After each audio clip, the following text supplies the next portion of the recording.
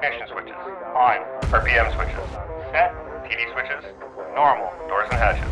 Closed. Light out. Strobe light. On. Restart check is complete. Clear left. Engineers, start number 2. Starting 2. Wind 310, Pilot Project Podcast. Clear takeoff. Runway 31 left.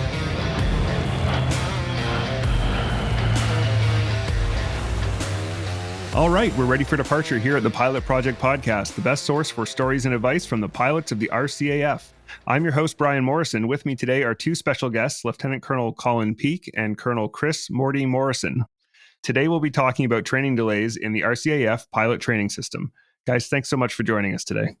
Our pleasure. Yeah, pleasure to be here. Okay, so before we begin, let's go through their bios. Colin joined the CAF as a direct entry officer in 1997. He earned his wings in 2001 and was posted to 443 Maritime Helicopter Squadron in Victoria, BC to fly the CH-146 Sea King, where he took part in Op Athena and Op Apollo, as well as numerous cruises at sea with the fleet. He was posted to Shearwater in 2007, where he instructed on the Sea King at 406 Maritime Operational Training Squadron. In 2011, he was posted to 1 Canadian Air Division, or 1CAD, for a staff tour. In 2014, he was posted to 3 Canadian Forces Flight Training School in Portage la Prairie, Manitoba, as a flight commander and to instruct on the Bell 206 helicopter. He then spent 2 years at 1CAD working for Air Force Standards before attending Joint Canadian Staff Program and returning to 3 CFFTS with the rank of Lieutenant Colonel and as the Commandant. After 2 years as Commandant, he was posted to his current position as Senior Staff Officer of Air Operations Training for Standards Evaluation and Training, or SSO AOT SET, as well as being the Bell 206 SET pilot. Chris joined the CF in 1994, and after attending the Royal Military College, earned his pilot wings in 2000. He did all of his operational flying at 408 Tactical Helicopter Squadron in Edmonton, amassing over 3,700 hours of flying in the RCAF, and was rated as an A category instructor and maintenance test pilot on the CH-146 Griffon. He has commanded at all levels, including 408 Squadron from 2017 to 2019 and the Task Force Mali Aviation Battalion in 2018. He has deployed overseas 6 times, 3 tours in Bosnia, 2 in Afghanistan, and most recently in Mali. Promoted to his current rank of colonel in 2021, he has extensive experience working in 1CAD, having served in numerous functions within the Tactical Aviation Section, Air Force Operational Long-Range Planning, Air Force Standards, and is now Director of Fleet Readiness. He is the recipient of the Meritorious Service Cross, 2 Chief of Defense Staff commendations, as well as a commendation from the Commander of CANSOFCOM. Now that we've taken care of the bios, I'd like to thank the community at the Canadian Forces subreddit for helping come up with these questions. Let's dive in. The first question we have is, what is the current wait time from joining to getting wings? What's the goal time for that, and what is being done to eliminate the difference? We say 3 months for basic training. Right now, there's about a 12-month wait for Phase 1. Phase 1's about 3 months, and then you got roughly a 24-month wait for Phase 2. Phase 2 should be around 8 to 9 months, and then if you're selected jet, you've got another 4 to 6 months. If you're selected multi-engine, 4 to 5 months, and then rotary is about 7 or 8 months. So just under 5 years is kind of what the tally is right now. I think that the goal is roughly, ideally without the wait times out there, you take, 3 years out of that. But, roughly 3 years is kind of a good goal line. But Okay. Myself, 20 some odd years ago, I was 4 years to wings. I don't know what Colonel Morrison's wait was, but we're a little bit longer than we like to be now for sure. Yeah, what was your wait, Morty? Yeah, so funny enough, I did not talk to Colin about these questions ahead of time. And I came up with exactly the same answer. So in an ideal world, I would say from the time somebody comes into the military and we get a set of wings on their chest, you'd be looking ideally at 3 years. Okay. For myself, I was the last crop of courses before they transitioned from purely CAF military pilot training into the NFTC program. NFTC is NATO Flight Training in Canada. This is the program under which flight training is delivered to RCAF pilots as well as our allies in Moose Jaw. So for myself, I graduated from RMC in May. We started in September, and, a year and a half later, I had my wings. So we were very quick. We were under about 22 months from the time I graduated RMC to being off to my operational training unit. And there was no wait. So I had 3 weeks to move from Moose Jaw to Edmonton, and then I was straight on to the Griffon OTU. So in a total of about 28 months, I was actually flying operationally. Okay, so you guys are saying that essentially right now we're at about a 5-year point and we'd like to get it down to a 3-year point? Ideally, yes. Yeah. What's being done right now to try to move towards those goals? It's a good question, Brian. Yeah, it's what my job entails a lot. And I know Colonel Carlson, my director of force training, is working really hard on that one as well. But we've got quite a few kind of irons in the fire for this one. And it started pre-COVID when we introduced the contracted flying instructors in Moose Jaw. So ideally, you'd have 7 contracted flyers in Moose Jaw to help with the military folks. Is that contracted civilians who are flying with the students? Correct. Yeah. Most of them are former QFIs from Moose Jaw. I believe some have come from other air forces that have gone through Moose Jaw, but they're through CAE. They call them the Black Suiters. Okay. And QFI is qualified flight instructor for the listeners. You got it. We'd hoped for, there's 10 positions that were created for that. Was the idea would have 7 on the line, you'd have 10, so people go on leave or some are doing maintenance flight. It hasn't been as successful as we had hoped. As airlines picked up, we have 3 gusting 5 at any time, so that hasn't come to as much fruition as we had hoped. Phase 2 rotary is another one we kind of talked about just to ease some pressure off of Moose Jaw. We've increased Phase 2 Grove significantly. I think in the contract initially, the statement of work allowed for 3. That went up to 10. This year we're at 18. Next year we're at 20.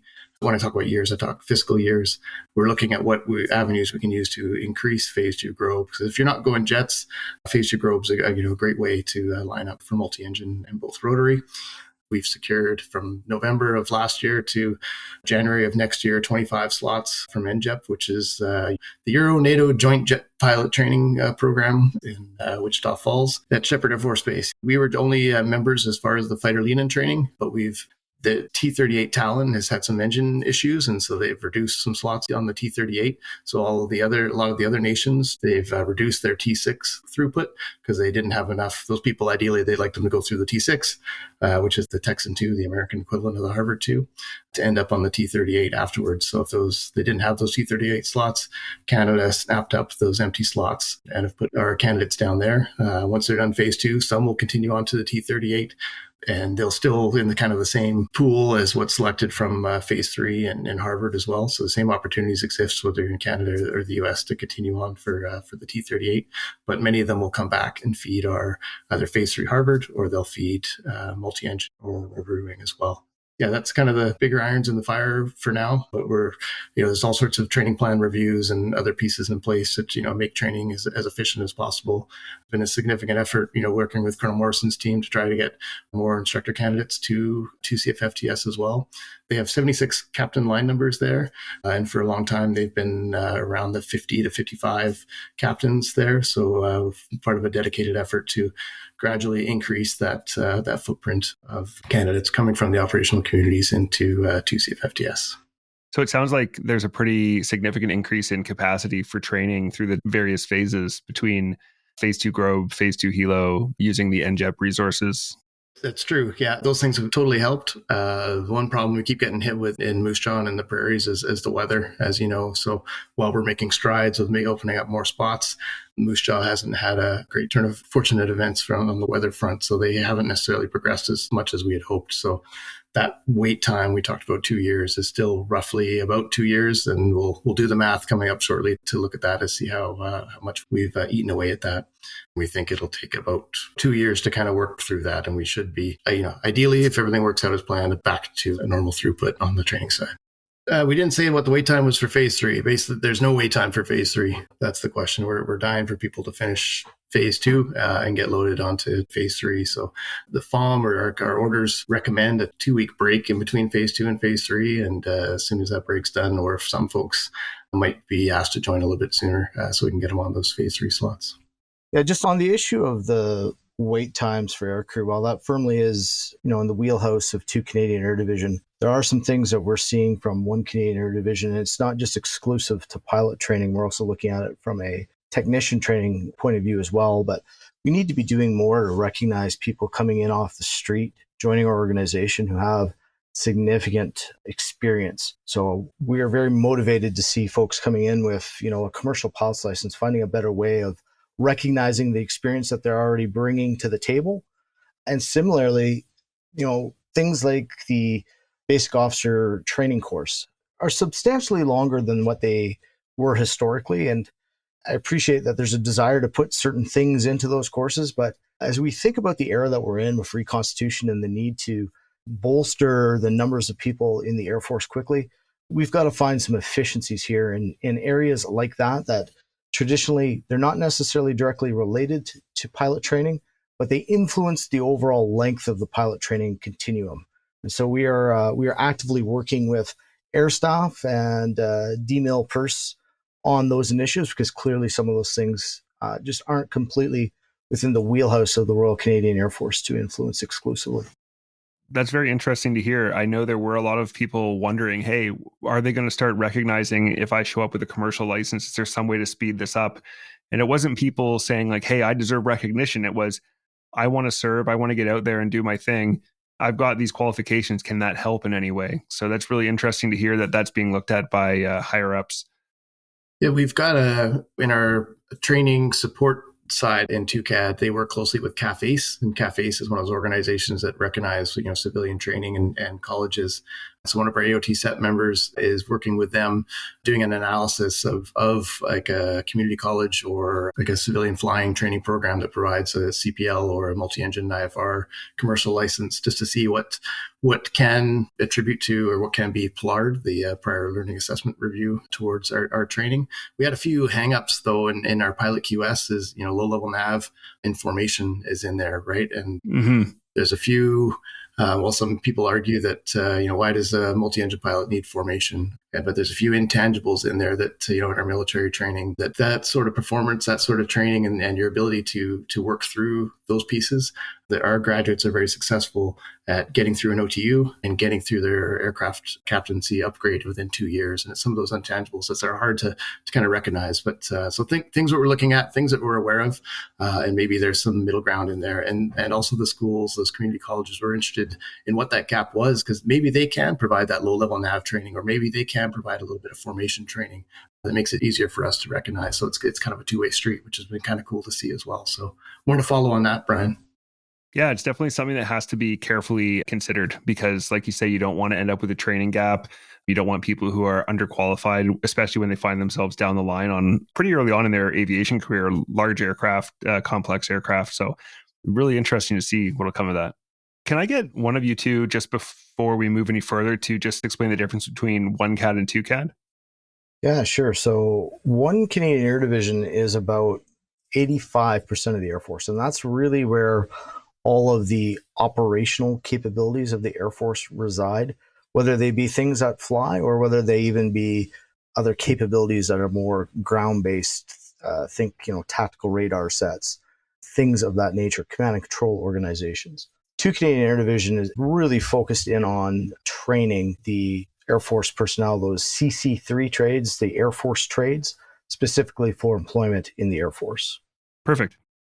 Now, I had a question from somebody. They mentioned that the CAF Jobs website still says that Phase 2 is an 8-month course, but that lately it has not been. It's quite a bit longer. Do you think that's an accurate statement? And if so, what's being done to make sure we're accurately communicating wait times?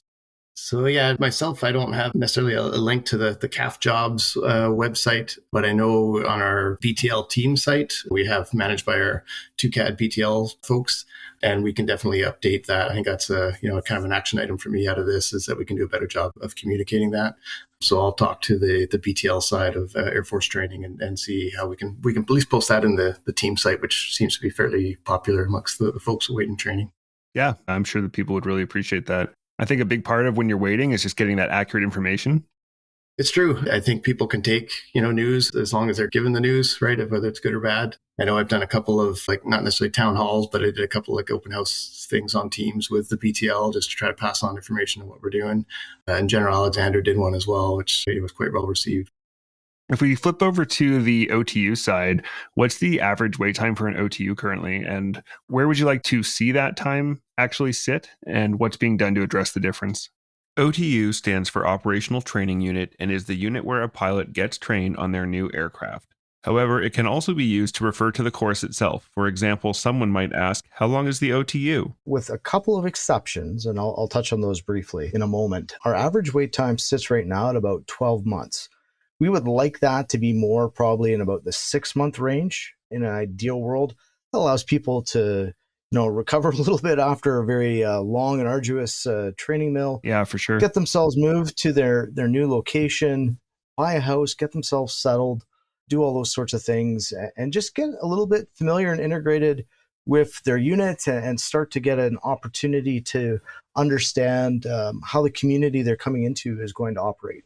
Obviously, some people will be a little bit less than that, depending on where they come out of the phase 3 mill, and some people may be a little bit more than that.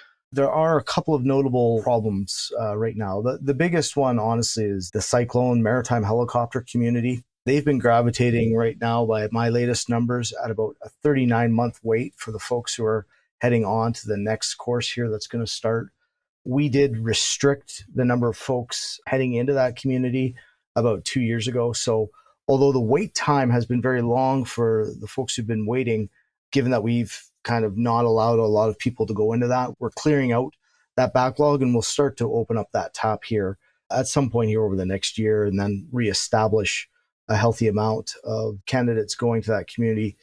The reality is, because of some of the parts challenges on the Cyclone fleet, the amount of flying that it's able to produce is significantly less than what we would have wanted it to be at this point. So the number of new grads we need is actually significantly reduced. The other fleet that's got a long OTU wait time is the Cormorant.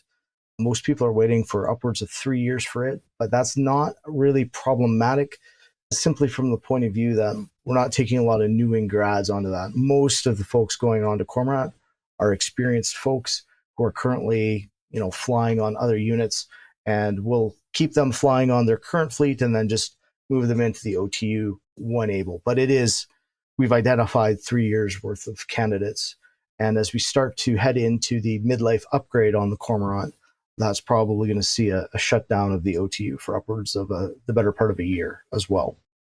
Now, obviously, it's been very frustrating for the folks who've been stuck waiting for the course.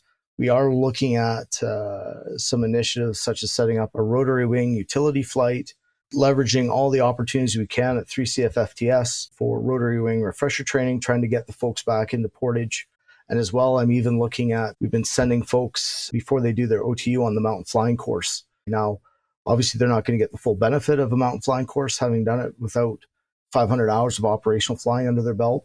But we do have a recurrency training package on the mountain flying course now, that as people come into the gate to upgrade to aircraft captain, we'll send them back in for that refresher so that they can get the pieces that they were just too junior to understand or appreciate when they did the mountain flying course as very, very new and grad pilots.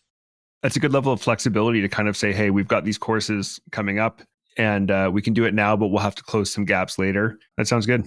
We have to look after people and, recognize that the maintenance of morale is, from a principles of war perspective, the most important thing that we can do.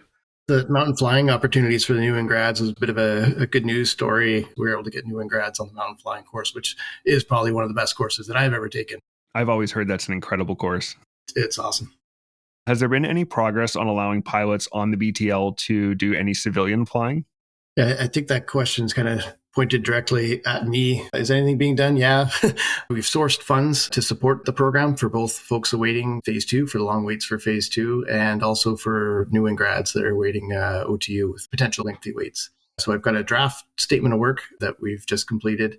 Still a few tweaks in there, and we're working with our contracts folks. We're going through a list. Transport Canada's actually got a really cool site. We're looking at, where opportunities are for folks to get that civilian flying. So we're looking at these schools or colleges or flying clubs that are kind of co-located with our bases where we think our BTL folks would be. There's a list on the Transport Canada site, and you plug in what you're looking for in the province, and it lists the schools. So we're just that's awesome. Yeah, populating that list right now. And I believe there's a bit of back and forth. We send them a letter and find out what, how this can be done. But we're working on it. So yeah, that's in my to-do list. It's top number 1 or 2 in my board behind my desk. And yeah, it's coming shortly. So yeah, more to follow, Brian, and we'll keep you up to date. And we'll kind of post info on that on the team site as well for the BTL when we do have more information on that. So would you say that's something that you hope is going to happen, or something that it's a matter of time it is happening? I believe it's a matter of time. I don't know that there could be some contractual wranglings in there that create a few hurdles that we need to overcome, but it's supported, up the chain. And we, like I said, we've got funding for it. So it's in our business plan for next year.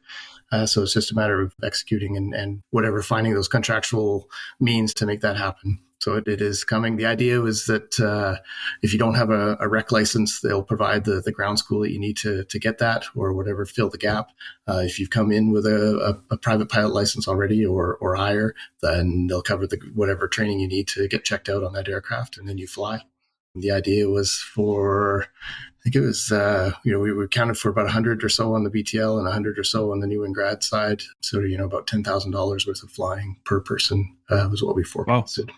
And if I could add to that, that certainly is very much obviously the first priority in terms of this initiative, specifically obviously for folks who are awaiting their training. But what we would like to do then as a next extension beyond that is offer that same program to staff officers who, after having come off of flying tour, they're sitting in a headquarters job. We'd like to get them that same touch point so that they can keep their, fingers in the flying pot as well, because that's good and it's motivating for people. Morale-wise, that really takes some of the sting out of being removed from everyday flying operations. Absolutely. And, certainly for the people who work for me, I try to get them every opportunity they can. If they can maintain a category with their home community and the home community can support giving them the hours, I'm very amenable to that. But I appreciate that the opportunities to do that don't exist for the majority of our folks when they're on a staff tour. Well, most fleets are stretched thin just to meet all the requirements of training new wing grads and just keeping their people current, and then also meeting the requirements of operations. Especially right now with, reconstitution. Reconstitution began in late 2022 and was intended to address personnel and staffing issues that had been exacerbated by COVID-19. Basically, anything that has been deemed non-essential has been pushed to the side to allow the forces to regroup. We've gone from flying 95,000 hours a year with a desire to have, grown into about the 105,000 hour range right now. And this year we're only going to fly 72,000 hours. And oh, wow. We're going to continue to struggle into that, 75 to 80,000 hour range here for the next number of years. And that's even leveraging all the contracted maintenance support that we can. That's going to be hard. It is a very distinct challenge that we're going to have to figure out how to navigate. But again, I always look at, when every problem occurs, it also presents opportunity. And I personally believe that this is the forcing function our organization needs to better adapt to the use of simulation. We've been very resistant to it. Now it's time to do it properly and do all the right enabling activities that are needed so that we can truly do simulated war fighting, which is something that we're very much struggling to do right now. Yeah, and the truth is, as much as people would rather be in the aircraft and they'd rather be on exercise, simulation does provide some incredible training opportunities. Mission rehearsal is something we need to be leveraging significantly more. And that does not always require, upper end simulation capabilities. A lot of that can be done very effectively with some good virtual reality headsets or computer-based desktop aids. In the Aurora world, we have our flight simulator, but we have an operational mission simulator as well. The back end of it looks very much like the back end of the Aurora. The front end is a little more rudimentary for the pilots, but the point is not in that moment to be practicing your flying skills. The point is to be practicing your tactical knowledge and your mission implementation. And it's a really fantastic tool to get you ahead on the game for when you go out to your next exercise or your next operation. We were talking about simulation and VR, and you said you had something going on at Portage? Yeah, so I know the school there has made some great inroads on introducing VR and introducing 360 videos on their VR goggles. So like mission rehearsal, so they can see the circuit, see the maneuver, before they're actually in the briefing room. So, enhanced chair flying. We're on the 20th to the 24th this month. We're taking a team, TUCAD, DRDC, the ROC, 434 Squadron, which is the OT&E squadron, and both the schools attending, going down to NJEP to see their VR setup that they have there is really interesting. We were down there recently. It's integrated into their lessons plan. We saw a student there doing their training with their goggles on, their stick, and their instructor was in Washington State on their own goggle set, in their headset, instructing them while they're doing that. That was pretty amazing. And then we have an RCAF member at Randolph Air Force Base in San Antonio. There they teach the pilot instructor training. So it's like a school just for teaching instructors that they send off to all the schools So they're really training focused, and they have a really mature and well-developed VR training system. They call them sleds, and they have a room full of sleds. And it's pretty cool. And they have an instructor in there. He could look down the line and say, hey, so-and-so, get your head up or make sure you're looking at this. They can tell, what they're looking at. It's pretty impressive. So the idea is we'll see how they've developed their program and bring those lessons learned back to Portage, with the idea of spreading it within the rest of, two Canadian River Physician training schools, and sharing as well with the operational side from there. So that's why we've got the folks from the Rock there and DRDC to help out as well, because everyone's obviously interested in this, and that mission rehearsal is so valuable. And there's significant advancements in how you can achieve that. Oh, that's going to be really neat to see how that comes along. Right now, we have some longer wait times. We've also just changed the pilot pay scale so that you earn less initially and you earn more later. Is leadership concerned at all about any medium or long-term effects on morale for those wait times, for that early hit on pay, especially for people who had joined under the old pay system and then it was changed? That certainly is a very tough and delicate question. I would hope that, based on the answers that we've been talking through on some of the other things, that the audience would have a very distinct impression that both, Commander One Cat as well as the Deputy Commander of Force Generation are very seized with the issues of morale and making sure that we're doing right by our members. I guess what I would say right now is you probably still need just a little bit of patience with the new pay scales. There's still a tremendous number of issues that are being worked through and discussed. Of course, one of the problems that we're seeing right now stems from the fact that the new pilot pay scales didn't receive the same 6% pay incentive that the other scales did. And so certainly that's now magnifying the problem further of that, lower pay scales in the early years, kind of that gate 1 range of the pay scale. And I believe what's being done about that was a 3 years of effectively free incentive being granted to help bring people up to at least the GSO equivalents. Now, there very much was a conscious decision taken as part of the new pay scale to pay people less in the early years when they don't have the same amount of experience. And so what I would suggest is this is part of the incentive of doing the professional development and applying oneself such that people can progress through the Gate 2, Gate 3, and Gate 4 pay scales and unlock those. I do recognize that if you have somebody who's been forced to wait for a number of years, that can unintentionally obviously impede their ability to achieve the professional development for the next gate and to be able to keep moving through those years. And so that's a situation, honestly, we're going to have to monitor here very, very closely. But as I said, they're still trying to sort through defining what are the gates. That is work that is still very much in progress.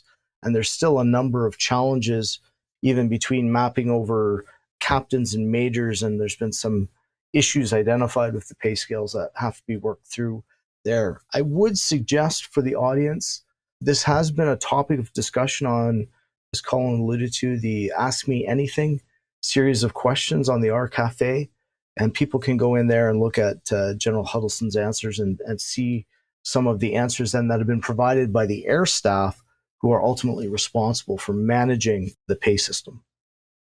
Okay. Yeah, that's a fair answer. It's a hard question. And I think what you were saying at the beginning is that if you look at all the questions we've asked so far and you take into account the fact that there's all these initiatives going on in many different directions, it's obvious that this is a concern and that they're doing what they can to make those things less of a concern. And I just want to explain to the audience, for those who are not pilots listening, the RCAF recently did a total restructure of the pilot pay system. Overall, it ends up with a much better final salary, but initially you earn a little bit less than you used to on the old scale. The other key component that you might hear us talking about is gates. So they've established several gates that you need to have certain qualifications in order to keep progressing and have your pay go up year by year.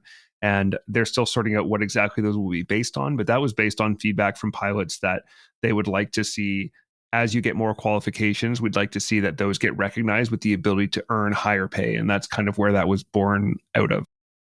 We're going to move into a few questions about Moose Jaw and NJEP, which, as Colin said earlier, is the Euro-NATO Joint Jet Pilot Training Program.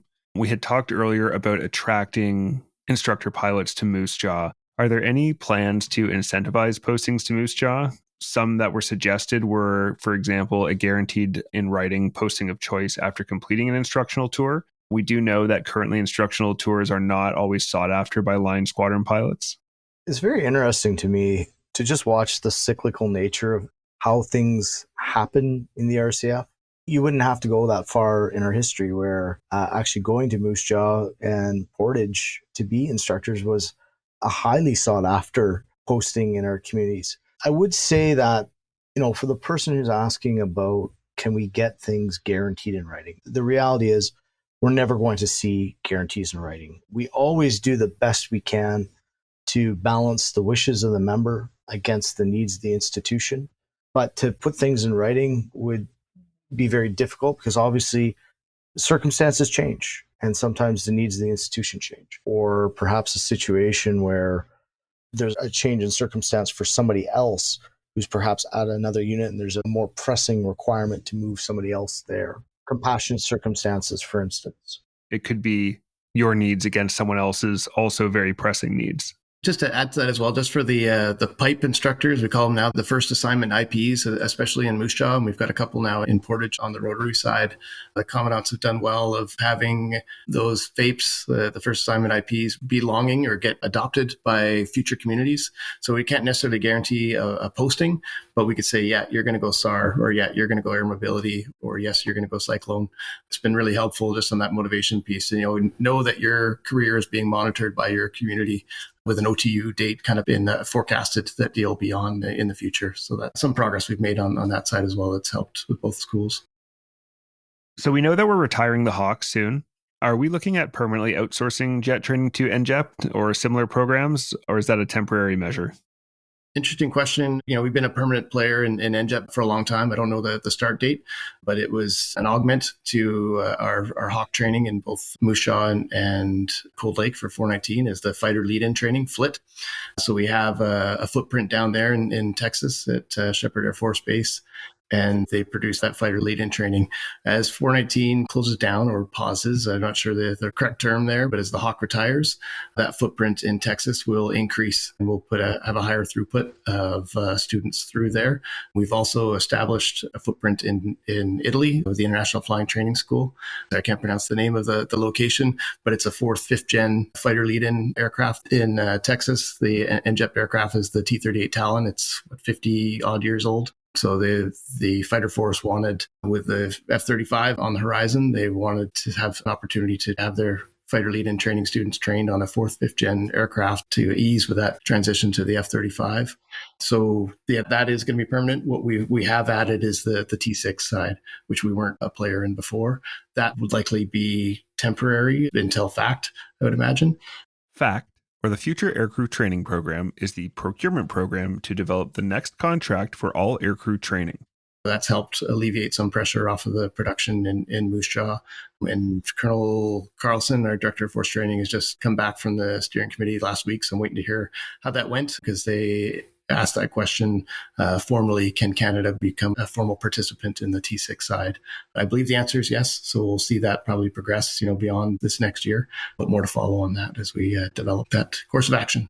And so that T6 training would represent another increased capacity. Would that be for phase 2 type training? For phase 2, yeah, it's a phase 2 equivalent.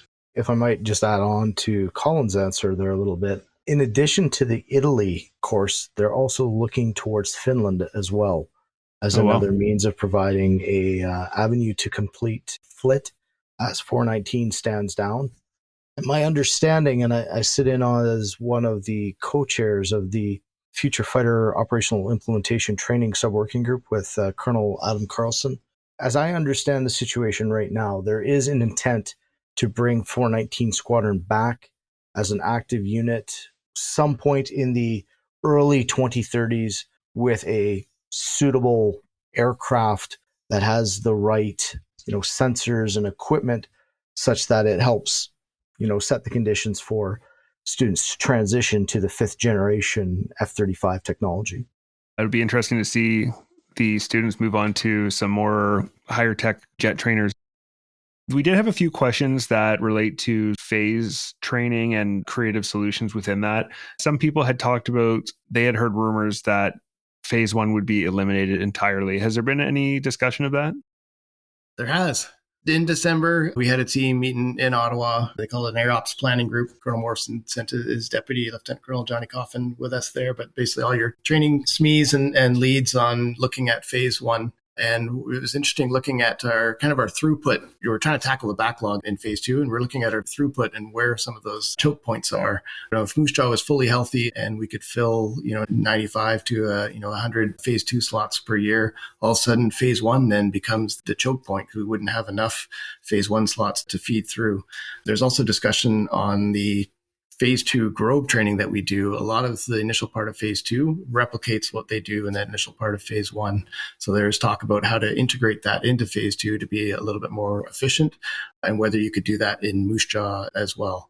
So there is a trial going on right now of folks that have not done phase one that went direct to phase two. It was interesting because, as we talked about it, we're thinking, okay, they're just going to go cold, they'll go right into ground school and go right into phase two. So when they did that review, they recognized there's some core concepts that need to be introduced before starting phase two.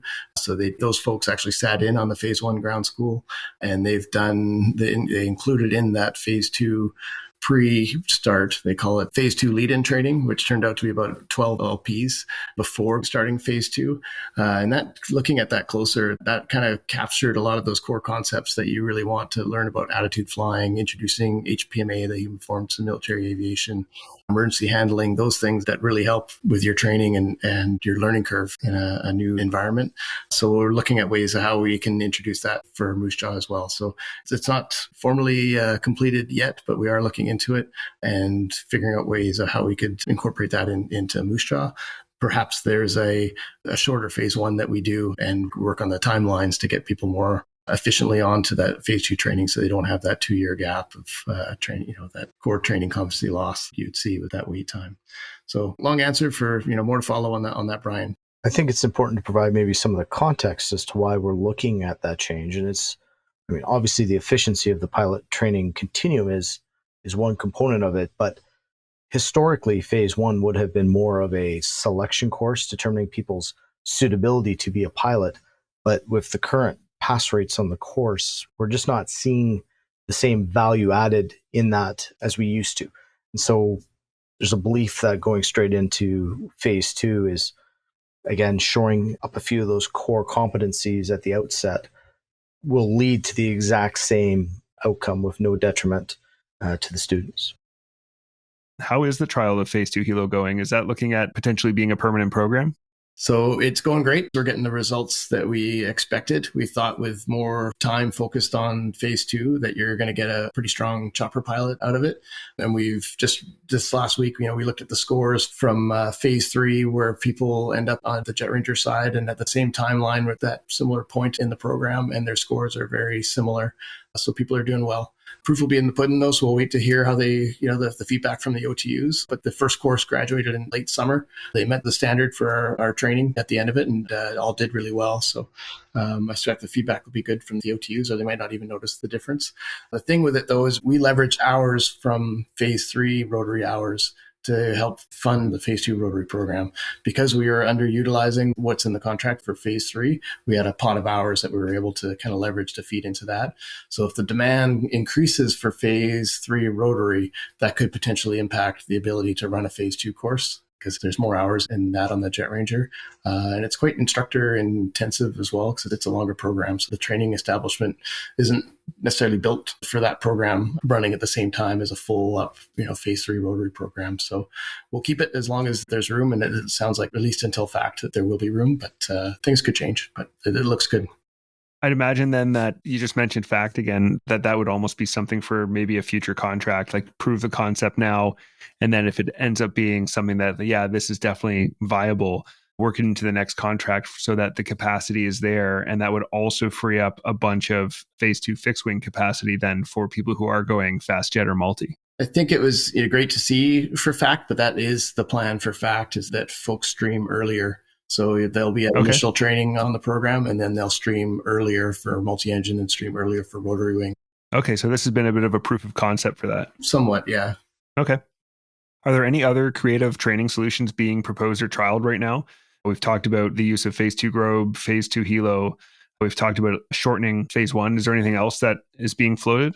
We talked about the recognizing qualifications as well. That's getting looked at. The addition of virtual reality as far as helping and augmenting our training, where it doesn't necessarily, and it was really neat seeing in Texas, they had a big placard on the board of what VR is and what VR isn't. And they say this isn't reducing flying time, it's augmenting that flying time and making a better product at the end. So we just want to be careful with that no one thinks that that's, VR is taking away from time in the cockpit, because we all know how valuable that is. Yeah, those are the main ones off the top of my head. We've talked about a lot of them. Yeah, and when you say that previous experience, you're talking about people with civilian experience coming in. Correct. Yes. And sorry, what were you saying there, Morty?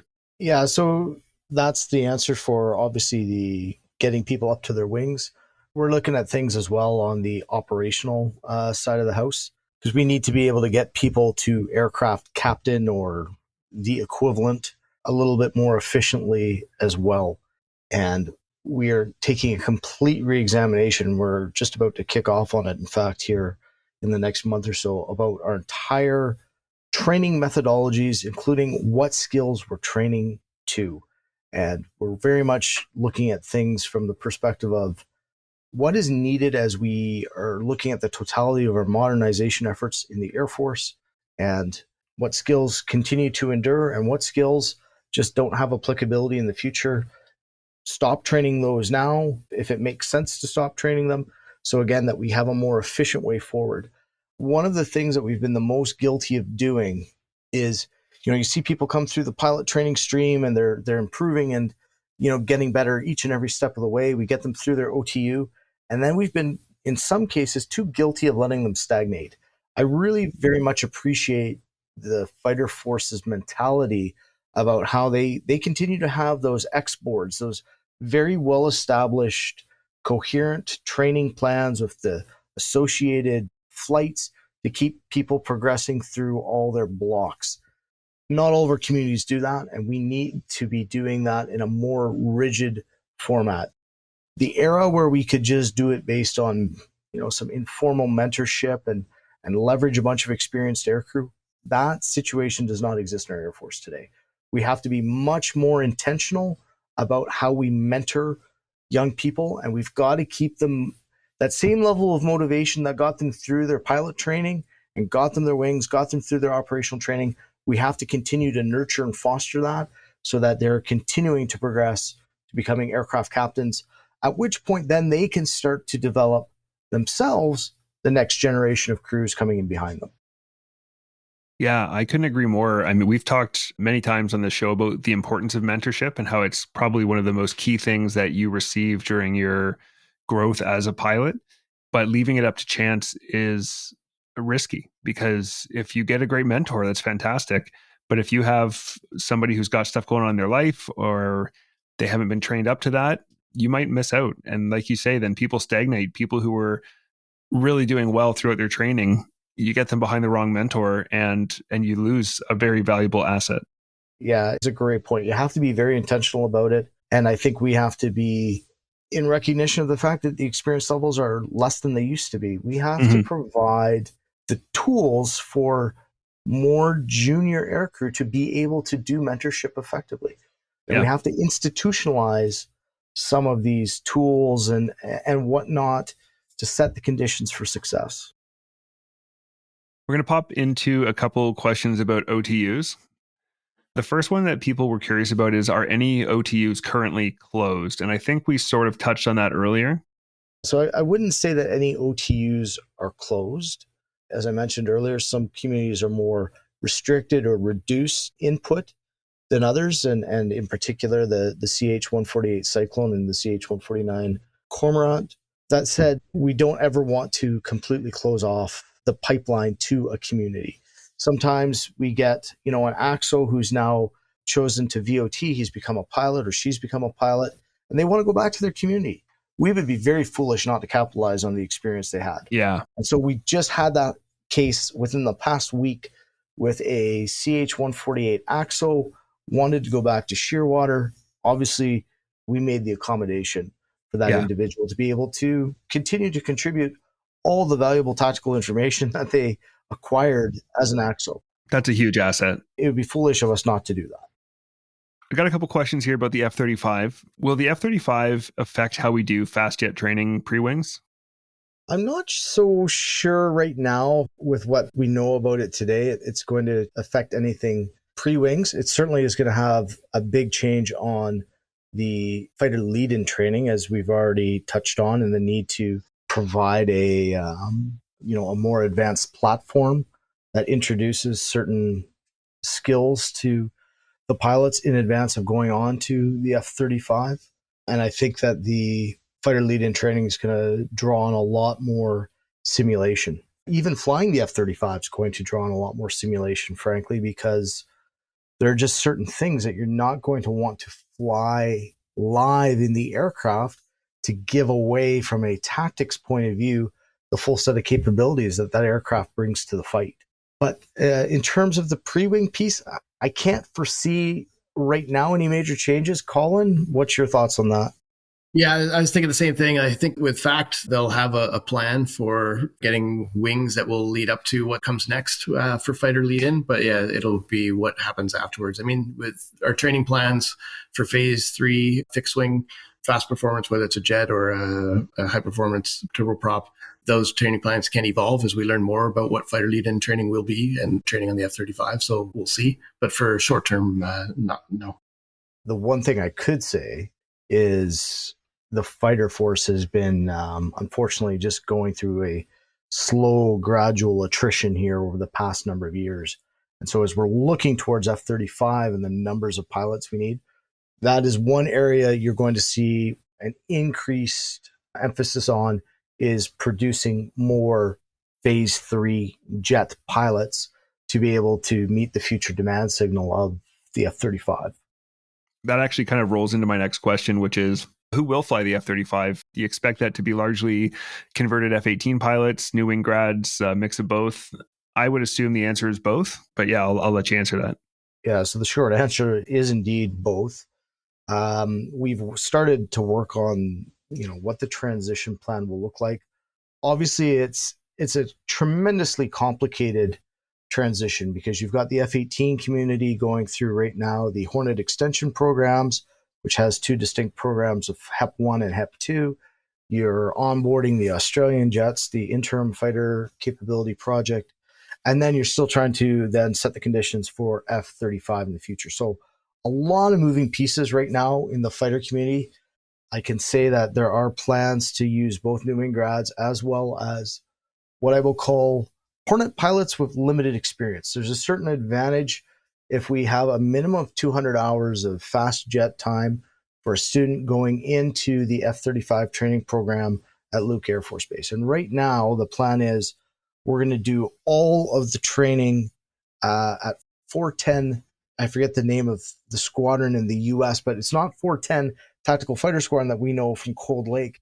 It just happens to have the same number. And it's a U.S. Air Force squadron that is a composite unit with USAF instructors. So it's a 50-50 mix of Canadians and IPs. And I suspect even if we re-stand up the 410 Canadian squadron in Cold Lake at some point in the future, we'll always have some throughput still occurring down in the US because it gives certain advantages to being able to do that. The key thing here is throughout the transition, we have to be able to continue to meet, obviously, our NORAD mandates for the defense of North America, as well as keep a little something in our back pocket in case the government of Canada comes calling and needs the capability to deploy overseas. So you have to be able to keep that going with the legacy Hornet fleet, as well as then building up capability on the F-35 until you can do logical handoffs of those capabilities. It sounds like a challenging thing to balance. It's an immensely challenging thing to plan. And, the plan right now will probably go through several iterations until we land on what we actually end up executing. Because there's going to be, over the next 10 years, a number of things and difficulties that we just haven't foreseen. Yeah, of course. And it's not just about the pilots and the maintainers. There's a tremendous number of other things that are required to truly be able to leverage the F-35, whether that's security considerations, whether that's the considerations of all the communication infrastructure backbone that you need to be able to leverage the amount of information that the F-35 will, hoover in the battle space towards having enough intelligence operators and, potentially artificial intelligence, human machine teaming, to be able to then exploit the information that it produces or gathers, I guess is a better way of saying it. It's something that you don't think about necessarily traditionally when you think about fighters, but these new generation fighters are going to have so much more capability than what we're used to. Absolutely. And they are very much sensor-based platforms. They are fully networked in with all the other platforms in the battle space. I mean, these are tremendous gatherers of information, but also their ability to share that information is just unreal. Yeah, and that's king now on the battlefield. People who haven't been there, maybe they wouldn't realize that, but one of the biggest things that people spend time doing when you're in the air battle space is identifying who's who, friend from foe, and just the massive amount of communication and data that is being sent around to identify and keep tabs on everything that's going on. So it's really interesting to think about that not just happening from larger platforms like what I would have been seeing over Iraq and the Aurora, and having that come from your smaller fighter assets as well. Yeah, absolutely. What's in the works right now for UAV training? So still early days, again, with the RPAS project. An RPAS is a remotely piloted aircraft system, commonly known in the past as drones or UAV for unmanned aerial vehicle. Again, I think what's key here to understand is the RPAS system is something with absolute global reach.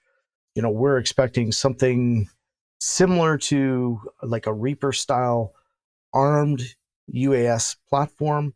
Will be used obviously domestically to help do some of our maritime surveillance roles, including up in the north. But certainly is also going to be used overseas in very much a tactical type role to gather information as well as prosecute targets. One of the key things from our allies when they're operating their similar systems is we're transiting this potentially across the Atlantic. And we're doing that through what's called non-segregated airspace. So airspace where it's not just exclusively reserved for military use. We're flying these things potentially in the same neck of the woods that, you'll find a commercial airliner on. Mm-hmm. And so folks are very nervous about the idea of having, non-IFR certified pilots doing that. So for the moment, all the operator positions of the RPAS system are intended to be pilots. Might that change at some point in the future as we gather more experience and lessons learned? Maybe we find that you could have Axos operating the system and you have just a pilot who's on call who comes in for certain phases of the flight. I'm not sure what the future will look like, but for the initial cadre and the initial operating intent, it will be to leverage pilots. Do you expect that would be pilots who were new wing grads or people who'd already been on other platforms? So I think it's going to be a mix. I certainly think that we'll leverage some pilots who've been on other platforms. We'll leverage some pilots perhaps who are grounded from the ability to actually fly, but could continue to do something from a UAS operator station potentially. And I do think that we'll get some new wing grads. If we find ourselves in an unfortunate situation again at some point in the future where we've got longer pilot awaiting training times, why not leverage that pool of workforce and get them a really unique touch point from an experiential point of view. Yeah, I'd say don't be mistaken, Brian. Like that's a flying tour of flying that thing. If you've seen like the makeups of the cockpit, that's a full aircraft cockpit. The only difference is your windscreen or the actual live TV screens of what the RPAS is seeing, right? So a bit different experience. The only thing your cockpit's going to be, I think, downtown Ottawa. Yeah, but very cool. Uplands. Uplands, there you go. Yeah. Uplands, Ottawa. Uplands. Having said that too, I don't know what it's like now. I know we used to joke when I was in training, we'd tease people, oh, you're going to end up on UAVs. I think it would be fascinating work. Having done that work in the desert and having done that in a crude version of essentially doing the very, very similar work, it's fascinating work. It's absolutely incredible. And you're participating in real world events on the spot. I think it would be really, really interesting work. Agreed. Yeah, it's a very similar mission to what other pilots are doing. And very pointy end. Very pointy. The pointy end, or being at the pointy end, is an expression used to describe jobs where you may end up in combat. Very pointy end, and I think, frankly, if we're being honest with ourselves, it's very much the future of where all tactical flying will be. I think I don't foresee, after the F-35 Canada buying another quote unquote manned aircraft. The next fighter will be a UCAV, an uninhabited, I think is the term they use now, combat aircraft. Wow. Yeah. That's the reality. That pretty much does it for the questions specific to OTUs. We're down to the last few here. One question that we got that I really liked was for people who are concerned about these issues, for people who want to go and make a difference, what's the best method to get posted to TUCAD to help find solutions to training delays? Being at TUCAD and being a former CO, say talk to your chain of command. If you make that known to your supervisor, make that known to your CO. Use your proper channels. When you have those career manager interviews yearly, make sure you get an appointment and have that on the list. Going into Emma as well on your career sheet, find some positions that you think would suit you, that you're interested. So it's there for the career manager to pull off as well that you're interested in. And feel free to, reach out to our departments as well and ask questions to see if there are, spots or ideas for succession planning. I'm in contact with colleagues, across the country that are, interested in some of these things that have asked me those very questions. And yeah, that's a great idea. We could totally use you in this spot. And some things like that have worked in. So we always say you're your own best career manager. Obviously stay within your lane, but, ask good questions and talk to your supervisor and see the best ways to do that. Just on a similar note, we talked about pipes, so that's the first assignment IPs. We talked about pilot scales as well. One of the fastest ways we think to get those pilot gates for the pay system would be a pipeline instructor, because as you're done your flight instructor training, you're an aircraft captain, you're on a program to get upgraded from a CCAT to a BCAT.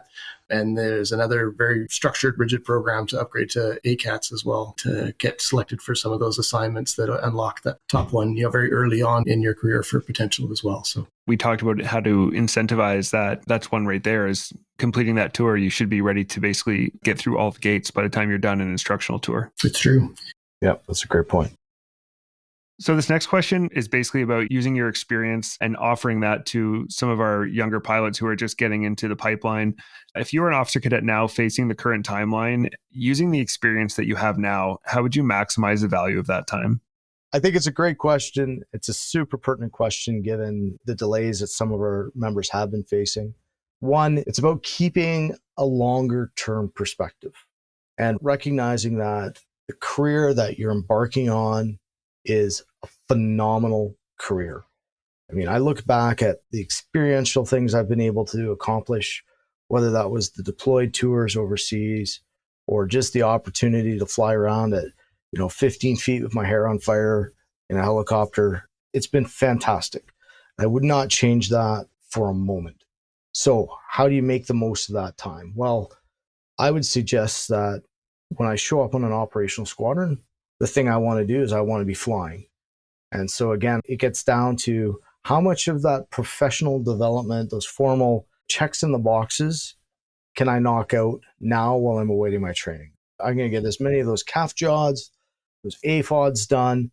CAF JODs are Canadian Armed Forces Junior Officer Development Courses, or AFOD, Air Force Officer Development Courses, are courses that junior officers, including pilots, must take. These courses train junior officers in a wide range of topics, including Canadian Armed Forces and RCAF doctrine, and a general body of professional knowledge that is essential for a junior officer. Maybe I'll ask to go do some second language training so that I can get all those things taken care of. This is the prime window in which to do it. The AFOD stuff is stuff that especially junior pilots, we tend to really not want to do. And I didn't want to do the last one I did, which was only Block 3. But once I was in there, I saw the value of it. It's so common to hear pilots sitting around in the ready room complaining. And that's fine. That's part of what everybody does. But, why are we doing it this way? Why do we do this? Why do we do that? Well, if you have a solid understanding of our doctrine and sort of the overall organization of how the Air Force works, then some of that stuff makes sense. And at least well, this is how you might be able to address that, or this is why it's happening that way.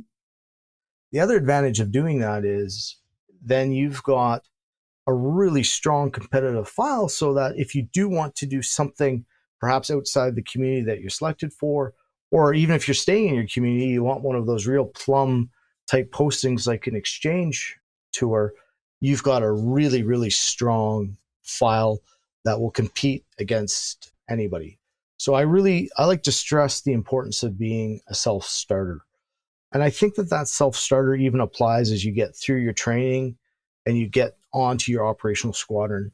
You can wait for opportunities to be presented to you, or you can choose to go after the opportunities that are there. And I think it's a much better strategy to go after the opportunities. That's one of the prime reasons I upgraded as fast as I did. I didn't want to wait. I didn't want to sit around. So capitalize on the opportunities that exist. I'd have the same answer. I did have a 2-year wait for phase 2, and I was fortunate. I had a really good OJE experience at 407 Squadron. You brought me into the community and put me on a crew, but same thing, like seek those opportunities, even if it's getting on the odd flight when you can. But professional development is huge, whatever courses you can get. The unit you're in as well may also be able to unlock some opportunities and some doors. And so I wouldn't hesitate to ask within the unit. Well, I mean, everybody's got their specific, like SAR has a bunch of SAR specific training courses you can go take.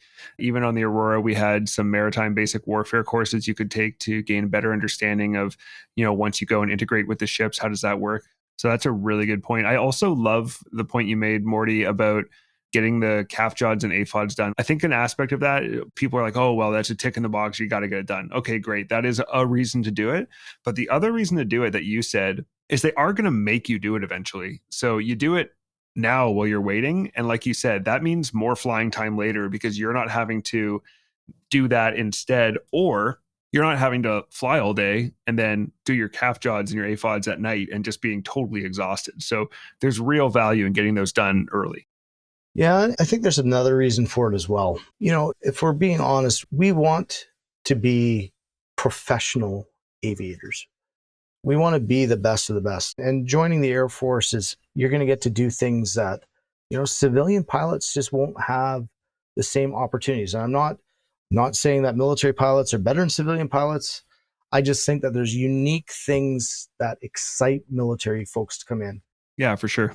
Even if you don't want to be promoted and you just want to spend your career getting up to that incentive 20 captain, you still need to be a peer leader. And so leadership doesn't necessarily just involve being promoted. It's being recognized as an expert in your community, and going out and getting that professional development done is important, because now if I've got my CAF JODs and my AFODs done, now I can go out when I get onto the squadron and I'm done my OTU, I can start going and getting professional development courses that are related specifically to my community and what I'm going to do. So tactics type courses, electronic warfare, how to do test and evaluation type activities. It opens a lot of doors. On a lighter note as well, like take advantage of some of the recreational activities that you have offered to you as well. I know I did a ton of sports on OJE, was on squadron hockey teams, base soccer teams, base basketball teams. Like those are hard to get when you're busy and you're flying operationally. So take advantage of that when you can. And that's a nice relief from the daily grind as well. We're down to our last question, which is always one of my favorite questions. So this is the one question I kind of gave you guys that is generic to the show. A big part of this show is to reach out to new pilots, people who are considering joining the Air Force, people who are thinking, hey, maybe this pilot thing is for me. What advice would you give to a new pilot, a brand new pilot? What would be your piece of wisdom you give to them about being a pilot? I think Colonel Morrison touched on a lot of those things, but my career advice to a pilot, I have 26 years in the military-ish. I've enjoyed, almost every day of that. And I've never second guessed my choice to kind of live that adventure and seek, that goal and that dream of flying. It's still awesome. And, here I am, 26 years in, and I still get to fly as much as I can when I can. The staff work comes first for the most part, but, very cool opportunities that we have, and you'll have no other experience to travel the world and work with the people that you get to do. And it's not just the flying. Especially when I was calling out, like I think that's, and Morty will probably agree, like almost the penultimate of a career to be able to lead a flying squadron or a flying unit like that, even more so on an operational side. But working with those professionals and those teams, like I'm a big sports person, so I love the team environment where everyone's kind of working together for that common goal. And I've seen that, every day of my career working with colleagues. So it's been awesome. So I still highly recommend it. You've got some really dedicated people in there that are trying to do their best to shorten pilot training times and make your experiences in the military as valuable as possible and trying to achieve your goals. So I still think we're in a pretty good place. I'll echo a lot of what Colin just said. Like, I personally still think, and maybe I'm biased after almost 30 years, I don't think that there's a better career within the military than there is to be a pilot. And the opportunities that we get are just phenomenal. You know, whether it's the quality of the instruction or the quality of the people that you're going to work with throughout your career, it's second to none. I always remind people to, work hard.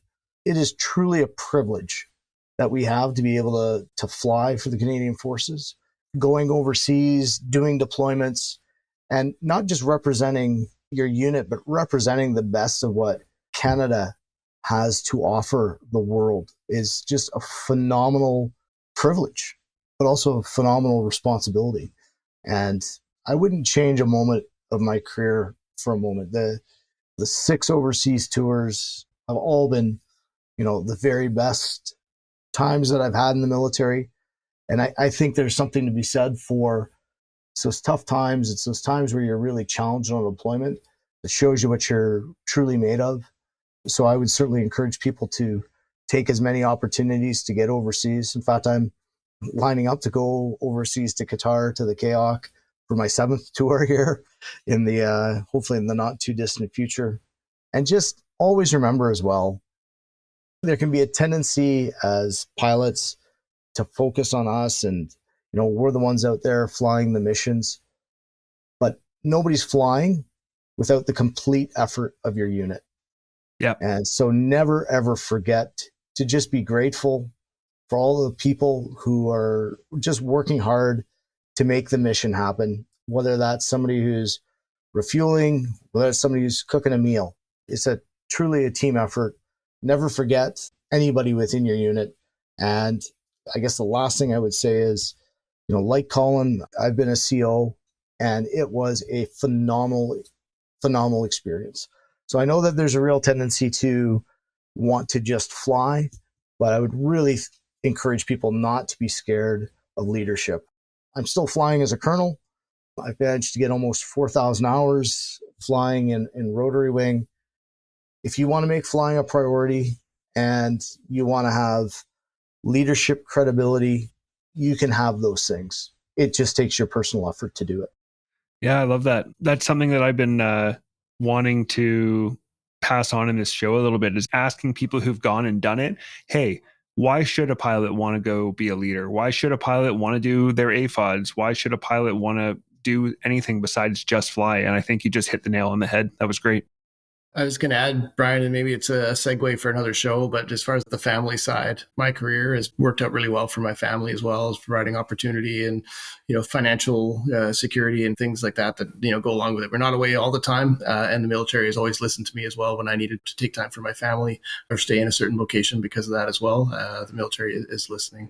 Yeah, as much as the military can be tough on families, I also think you'd be hard pressed to find an organization that has as much patience and accommodation as we tend to get. If you've got something going on, the job is still there waiting for you. And my experience has been, hey, go take care of your family and let us know what you need. Absolutely. Okay, I think that's going to wrap it up. I want to thank you both so much for taking the time to be on the show today. I really appreciate it. I know you're both very busy, so thank you so much.